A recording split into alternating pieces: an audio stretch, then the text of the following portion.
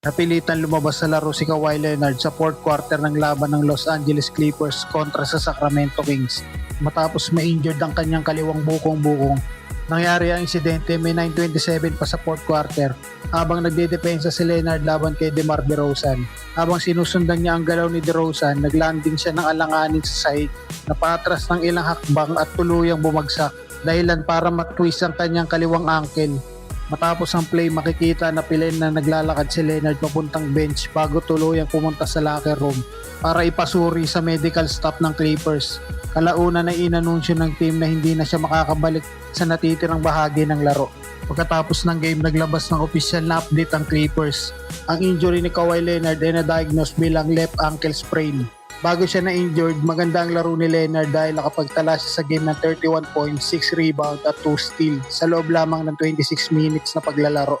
Sa ngayon, wala pang tiyak na timeline kung ilang laro ang maaaring mamiss ni Leonard habang minomonitor pa ng Clippers ang kondisyon ng kanyang ankle.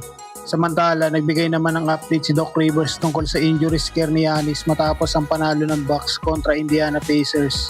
Sa loob ng 23 minutes, tinumina ni Giannis ang depensa ng Pacers. Nagtala siya ng 31 points, 14 rebound at 8 assists. Tumira siya ng 11 of 22 sa field at 9 of 13 sa free throw line. Solid na performance bago nangyari ang insidente.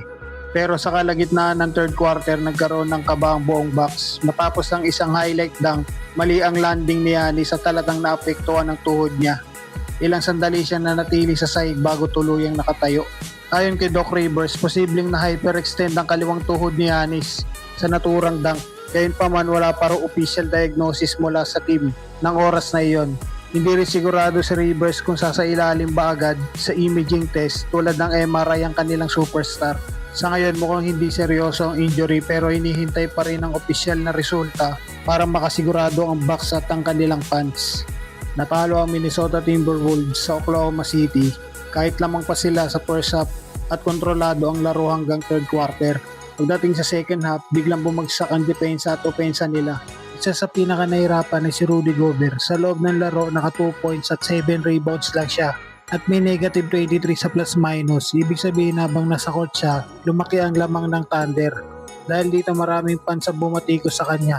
Nasabi na limitado siya sa opensa at hirap gumawa ng puntos, lalo na laban sa malalakas na team.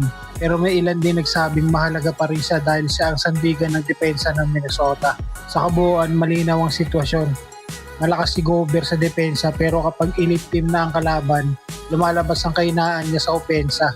At iyon ang naging malaking faktor ng pagkatalo nila. Ang susunod na laro ng Minnesota ay back-to-back games versus Phoenix Suns sa March 18 at versus Utah Jazz sa March 19.